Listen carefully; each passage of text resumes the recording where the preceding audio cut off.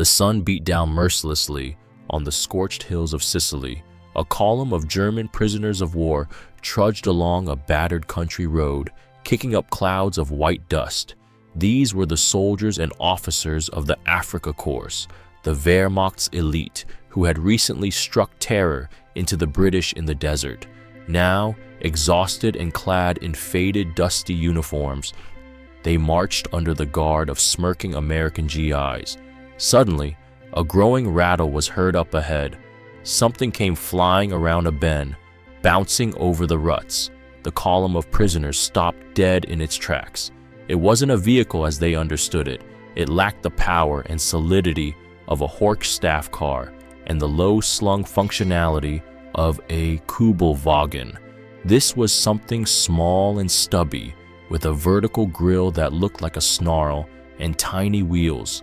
The vehicle was doorless, open to the elements, with its windshield carelessly folded down onto the hood. It looked like a child's pedal car, scaled up to absurd proportions. "What kind of toy is that?" Oberleutnant Friedrich Müller whispered to his comrade, but a moment later, the laughter died in their throats. Without slowing down, this toy effortlessly zipped along the side of the road, terrain that any German staff car would have considered impassable. A lounging American sergeant sat at the wheel with a heavy-caliber Browning machine gun mounted in the passenger seat, but the most shocking part was behind it.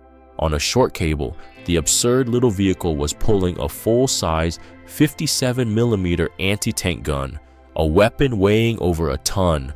The toy sped past the column, showering the prisoners in a cloud of dust, and disappeared over the next hill, leaving behind only a baffled hum and the smell of gasoline.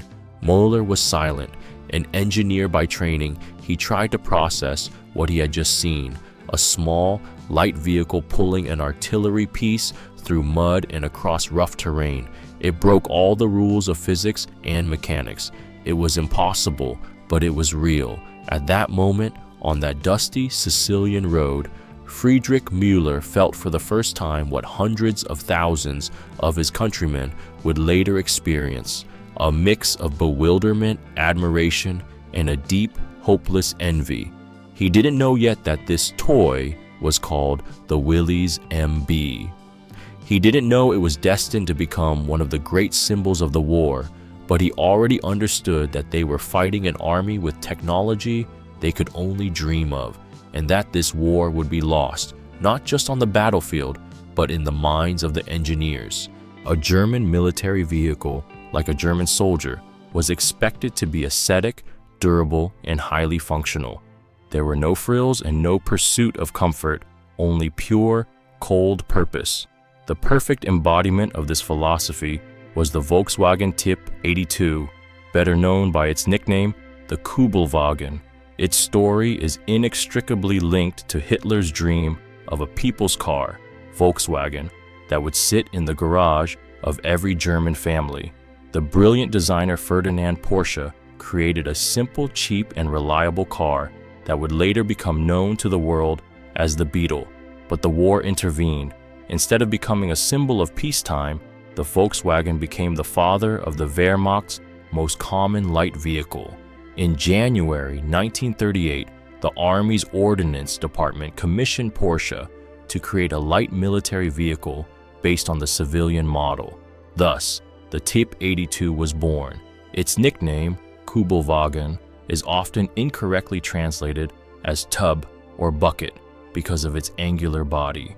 In reality, it comes from the German Kübelsitzwagen, meaning bucket seat car, as the initial prototypes were fitted with bucket seats to prevent soldiers from falling out of the open vehicle on turns. The Kübelwagen was the apotheosis of German engineering pragmatism, design philosophy, simplicity, and low cost. The body was made of flat, stamped panels that could be produced by any press plant. There were no complex curves. The doors were made of canvas, and the roof was a folding fabric top. An air-cooled engine. Though weak at just 25 horsepower, it couldn't overheat in the African desert or freeze in the Russian steppe. It needed neither scarce antifreeze nor water. Lightweight, and off-road capability. The most surprising thing about the Kübelwagen was that it didn't have all-wheel drive. Its phenomenal off-road performance was achieved through other factors: a very low weight of just over 700 kilograms, a completely flat underbelly, high ground clearance, and an ingenious solution: wheel hub reduction gears that increase torque to the rear drive wheels.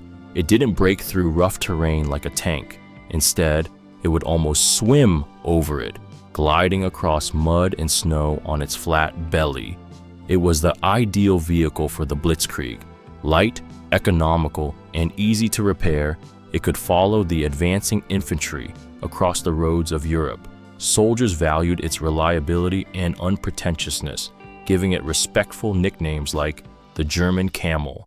In total, more than 50,000 of these vehicles were produced during the war, but its strengths had a downside. It was a vehicle of pure function, devoid of any charisma or emotion. It was a tool, not a friend. It offered the driver no feeling of power or exhilaration. It simply did its job, transporting people and cargo from point A to point B.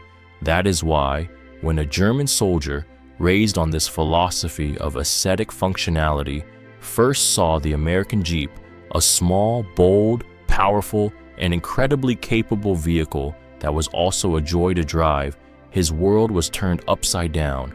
He wasn't just encountering a different machine, he was encountering an entirely different philosophy of life. In the summer of 1940, as the Wehrmacht marched through the streets of Paris, the U.S. Army became alarmingly aware of how far behind it was. Its primary transport vehicles were still motorcycles with sidecars and modified trucks. A new vehicle was needed, one that was light, had all-wheel drive, and could replace the motorcycle, the horse, and even the mule. In June 1940, the U.S. Department of War sent a technical brief for a light reconnaissance vehicle to 135 automotive companies. The requirements were draconian, almost impossible to meet. All-wheel drive, 4x4, a payload of a quarter ton, about 250 kilograms, a weight of no more than 545 kilograms. This was later raised. A top speed of at least 80 kilometers per hour. A working prototype had to be delivered within 49 days. The deadline was so unrealistic that only 3 companies responded. 2 of them were giants, Willys Overland and Ford. The third was a tiny, nearly bankrupt firm called American Bantam, and it was this underdog company that performed the first miracle. The first miracle. American Bantam and the Blitzbuggy Bantam had neither the time nor the money for development, so they hired a brilliant freelance engineer, Karl Probst, who locked himself in a hotel room and, in just 2 days, sketched out the blueprints for the future vehicle. Exactly 49 days later, on September 21st, 1940, Bantam presented its prototype to the Army, the Bantam BRC, Bantam Reconnaissance Car. It was a small, nimble vehicle that soldiers immediately nicknamed the Blitzbuggy. It met nearly all the requirements, and the Army was thrilled. Chart, the second miracle, industrial espionage and the birth of rivals. The Army was thrilled, but it doubted that the tiny Bantam company could handle mass production. So, as legend has it, the military got crafty. They invited engineers from Willys and Ford to the Bantam prototype trials, and in essence, allowed them to copy the key ideas. In November 1940, the competitors presented their own versions, the Willys Quad and the Ford Pygmy. They were very similar to Bantam's machine, but each had its own features. Ford proposed a more modern flat hood and a more convenient lever layout, and Willys had hidden its trump card under the hood.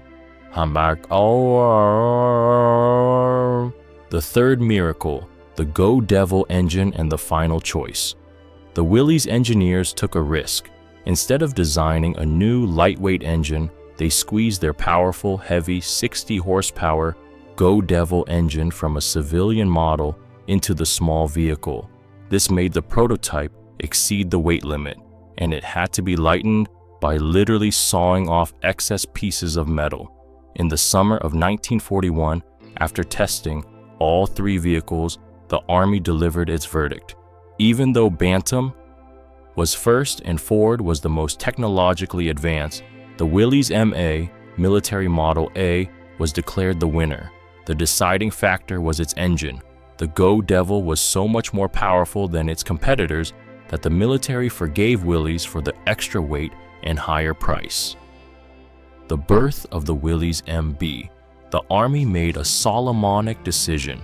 Willys Overland became the primary manufacturer, but it was required to incorporate the best developments from its competitors. From Ford, the future Jeep received its flat hood and the famous stamped grille with 9 slots. This final standardized model was designated the Willys MB, but Willys's production capacity was still not enough, so the government took another unprecedented step. It forced Willys to hand over all its blueprints to its main rival, the Ford Motor Company, and from the beginning of 1942, Ford began producing an exact copy of the Willys MB under its own designation, the Ford GPW. Thus, as a result of an incredible race, corporate intrigue, and brilliant engineering insights, a vehicle was born that was not the invention of a single firm, but the collective creation of the entire American industry. A legend was born. On paper, the specifications of the Willys MB were not astounding, but on the battlefield, the combination of these characteristics produced a synergistic effect, turning it into an absolute weapon. Its genius, like that of the Kalashnikov rifle or the Spitfire fighter, lay in the perfect balance of several key qualities. The magic of all-wheel drive. This was the Willys' main technological marvel. While most light vehicles, including the German Kübelwagen, were only rear-wheel drive, the Jeep was all-wheel drive. With a special lever, the driver could engage the front axle, and all 4 wheels would begin to grip the earth. Combined with a low-range gear, this gave the vehicle phenomenal off-road capability. It could scramble up slopes that seemed insurmountable for an infantryman.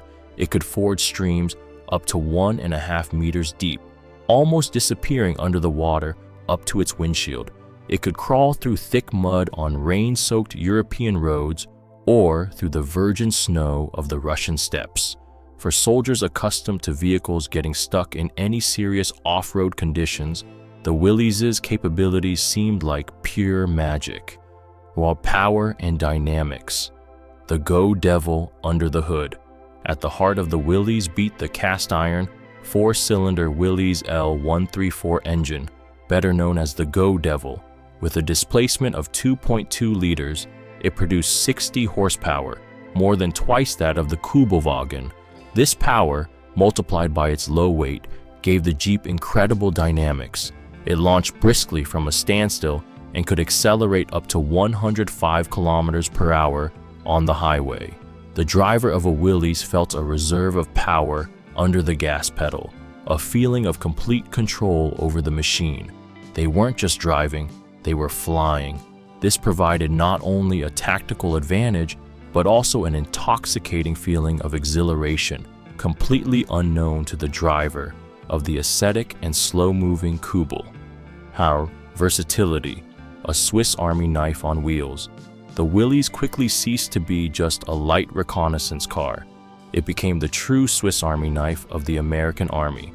It was used as a command transport for rapidly moving officers along the front line, a weapons platform fitted with machine guns and sometimes even light mortars, a tractor that easily towed 37mm and 57mm anti-tank guns, an ambulance that could evacuate 2 wounded soldiers from the battlefield on special stretchers, an air controller vehicle with special versions carrying radios to direct attack aircraft, a Scout with its small size and speed making it ideal for raids behind enemy lines. It could be anything and everything. This incredible flexibility and versatility made it indispensable, helped her charisma and charm.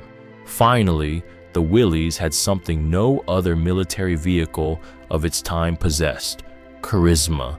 Its design, born from pure function, turned out to be surprisingly harmonious and attractive.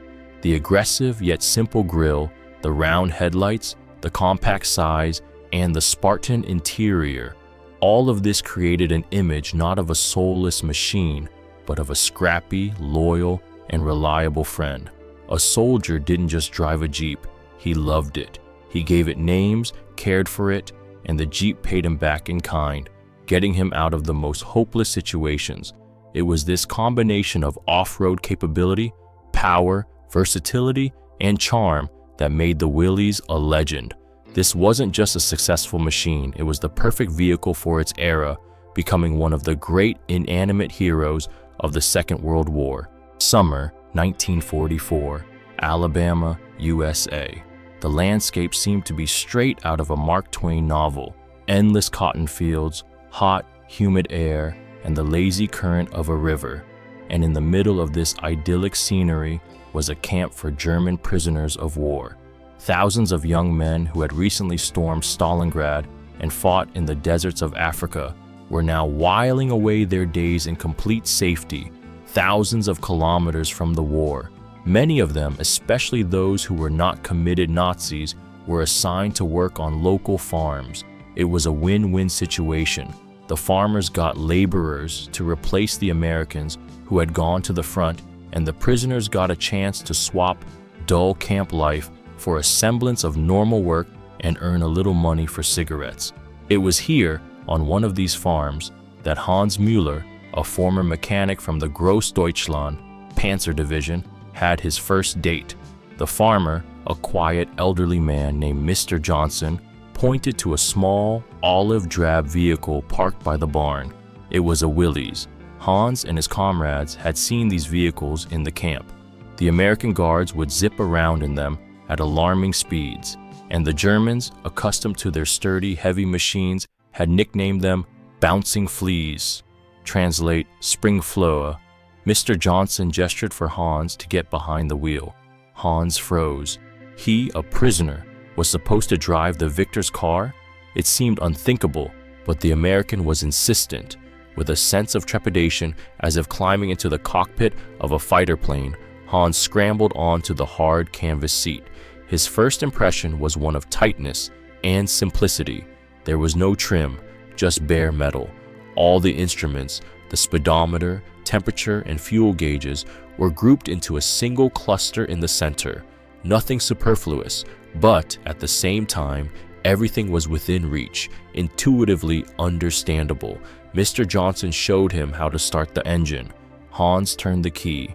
The Willys came to life, but this wasn't the steady, deep rumble of a German engine. It was a loud, scrappy, almost hooligan-like chatter, full of hidden energy. Hans felt a slight, impatient tremor run through the frame. He pressed the clutch, shifted into first gear, and smoothly released the pedal. The car moved, and then the magic began. Hans had expected a slow, strained acceleration, like in a Kübelwagen, but the Willys shot forward with such agility that he was pressed back into his seat. He instinctively shifted to second, then third. The vehicle flew down the country road, effortlessly swallowing the bumps. The steering was light and responsive. It didn't feel like driving a military transport.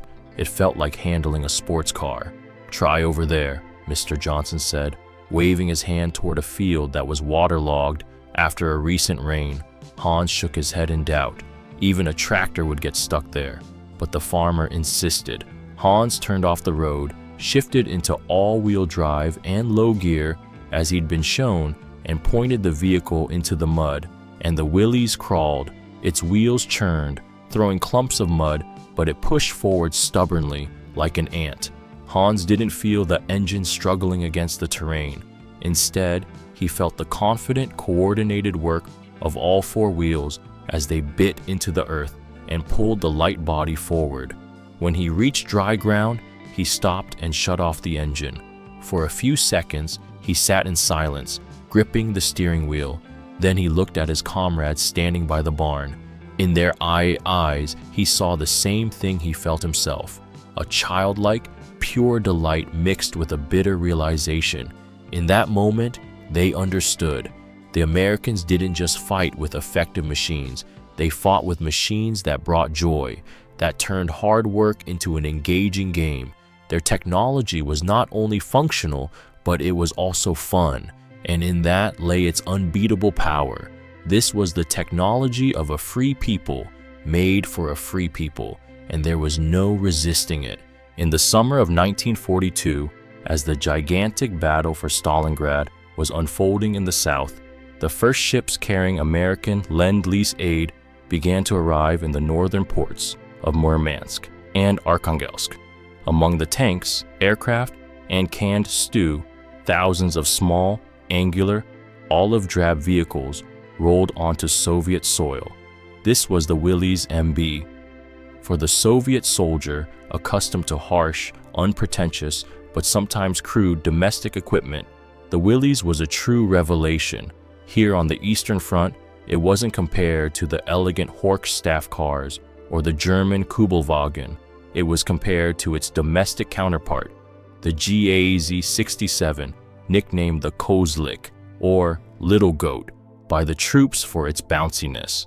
And next to the Little Goat, the American Ivan Willys, as it was immediately christened, seemed like an aristocrat. It was more comfortable, had better handling, superior build quality, and reliable hydraulics, but it wasn't valued for its comfort. On the Eastern Front, in the hell of a total war of annihilation, a vehicle was valued for one thing: its ability to complete a combat mission and survive. And in this, the Willys had no equal. Tractor for Farewell Motherland. The primary and most honored role of the Willys in the Red Army was as a light artillery tractor. It proved to be the ideal horse for the 45mm anti-tank guns, the famous 45s, which the soldiers nicknamed Farewell Motherland due to the high mortality rate for their crews. Before the arrival of the Willys, these light and effective guns were often pulled by horses or simply rolled into position by hand. The Jeep revolutionized this. Thanks to its power and off-road capability, it could rapidly pull a gun into a direct fire position, take a few shots at advancing tanks or infantry, and just as quickly whisk it away to cover, saving it from certain retaliatory fire. This combination, the Willys plus the 45, became one of the most effective tools for mobile anti-tank defense. Commander's all-terrain vehicle. Its second incarnation was as a command and reconnaissance vehicle. Soviet generals and marshals, Zhukov, Rokossovsky, Konev, gladly switched to the nimble and reliable Willys. They valued its ability to get to places where no other passenger car could go. The Willys was not afraid of the Russian Rasputitsa. In the spring and autumn, when the roads turned into impassable swamps that bogged down even German-tracked vehicles, the little all-wheel drive Americans stubbornly crawled forward, delivering orders, intelligence, and communications officers. It became the nervous system of the front, its blood vessel continuing to function in the most unimaginable conditions. In total, more than 52,000 Willys Jeeps were delivered to the USSR by the end of the war. Many of them arrived as vehicle kits and were assembled at Soviet factories, for example, in Kolomna.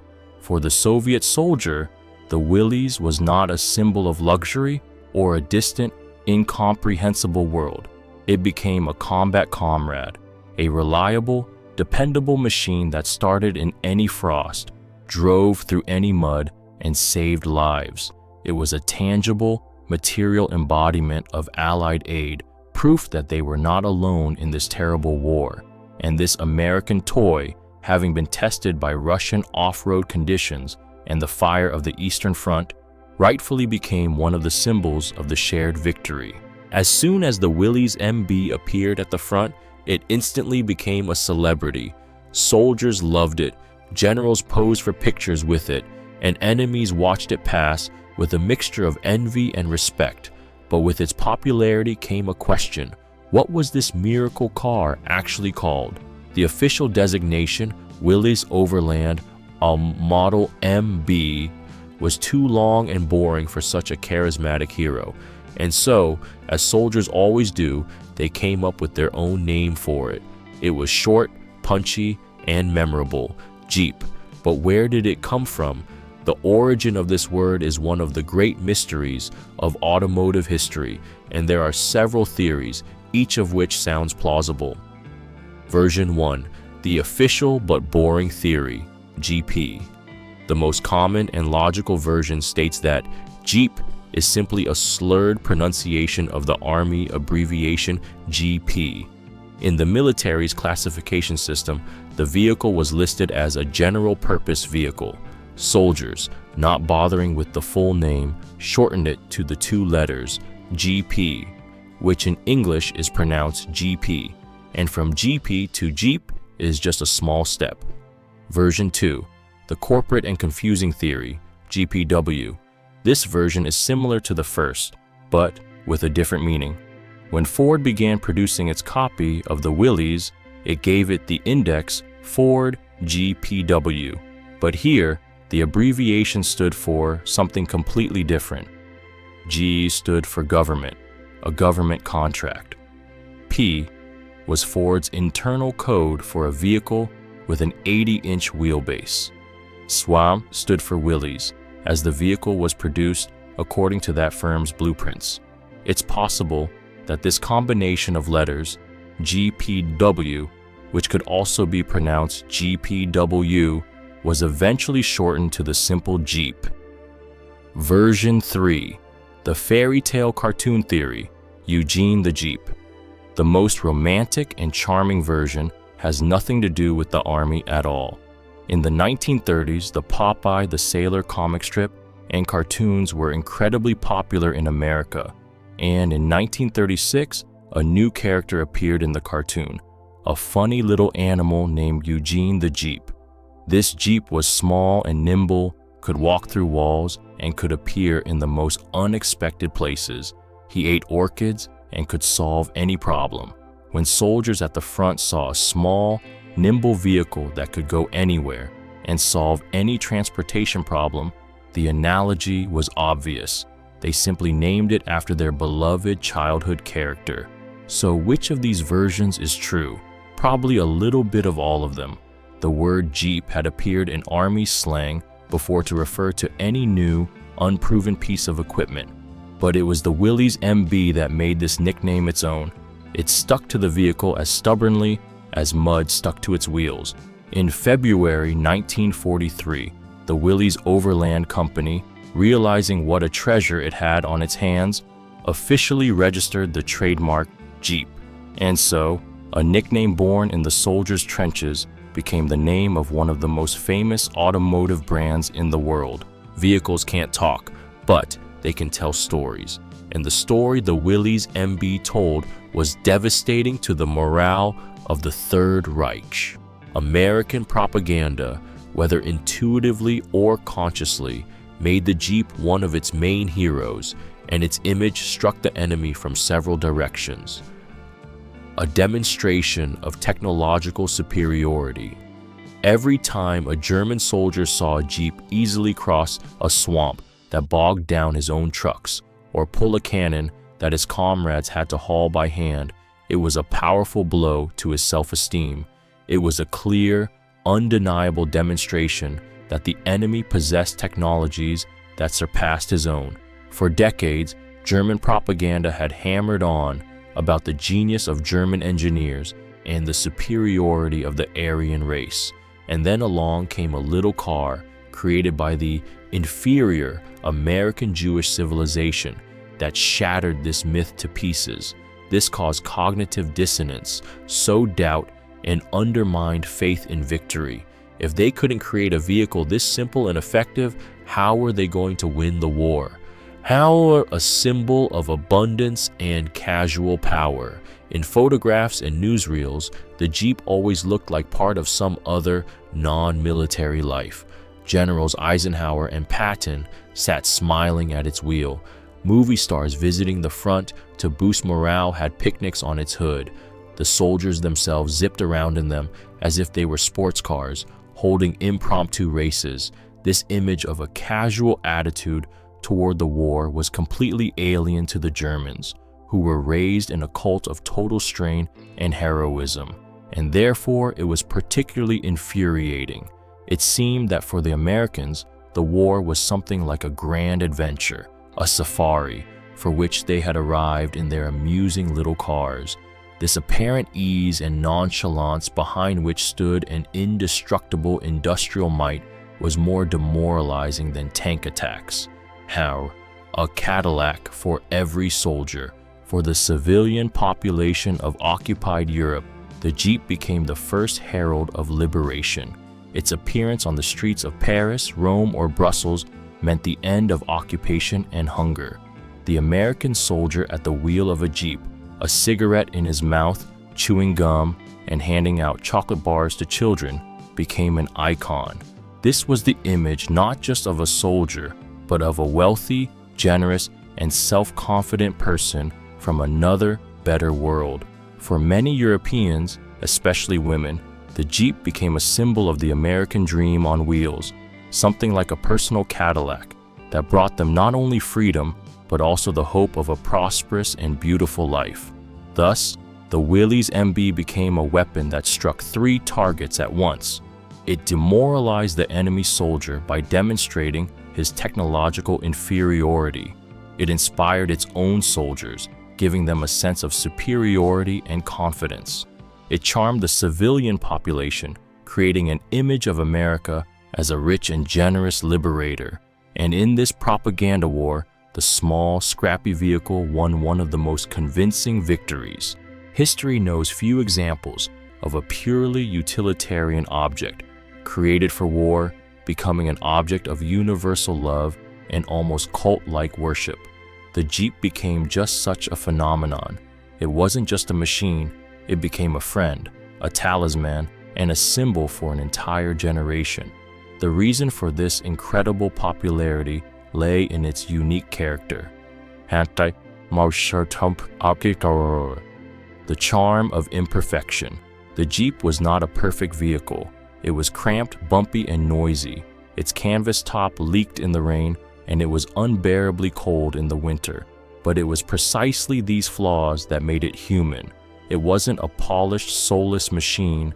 It was alive, with its own quirks and whims. Soldiers didn't just use it, they connected with it. They gave it affectionate and funny nicknames: Peep, Bantam, and Jeep Bug. They painted cartoon characters, girlfriends' names, and funny slogans on its sides. It was their personal car, a part of their small world in the trenches.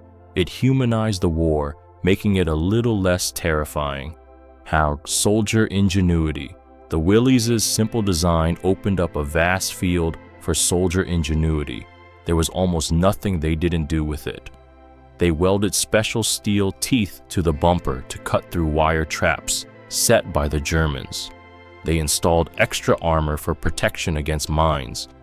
In winter, to keep warm, they would route the exhaust pipe under the floor, creating a primitive heater. They cooked eggs or heated canned food on its hot hood. The Jeep was not just a means of transport, but a universal survival tool. It was like a construction set that could be adapted for any task. A newsreel hero and a face of the war. The Jeep turned out to be incredibly photogenic. It became a constant hero of war reports and newsreels. The famous war correspondent Ernie Pyle wrote, "It does everything, goes anywhere. It's as faithful as a dog, as strong as a mule, and as agile as a goat. It consistently carries twice what it was designed for and still keeps going." The most famous photographs of the war are, in one way or another, connected to the Jeep. General Eisenhower inspecting troops while standing in a Jeep. Winston Churchill riding through a liberated city on the hood of a Jeep. Queen Elizabeth, then a princess, learning to repair a Jeep's engine. It became an integral part of the visual identity of the Second World War. It was this combination of functionality, charm, and media fame that turned a military toy into a true icon. It ceased to be just a model of a car. It became a generic name, a synonym for any light off-road vehicle. And when the war ended, millions of soldiers returning home dreamed of one thing: buying a civilian version of this loyal, reliable, and fun-loving combat companion. It was a dream that gave birth to an entire automotive industry. The war was over. Millions of soldiers returned home. Along with them, hundreds of thousands of their loyal mechanical companions, the Willys MBs, also returned from the battlefields. But what was to be done with this huge army of small, nimble vehicles in peacetime? To throw them on the scrap heap would have been sacrilegious, and so the leadership at Willys Overland had a brilliant idea. If the Jeep was so good for soldiers, perhaps it would be useful for civilians too. As early as 1944, when victory was already in sight, Willys engineers began working on the demobilization of their hero.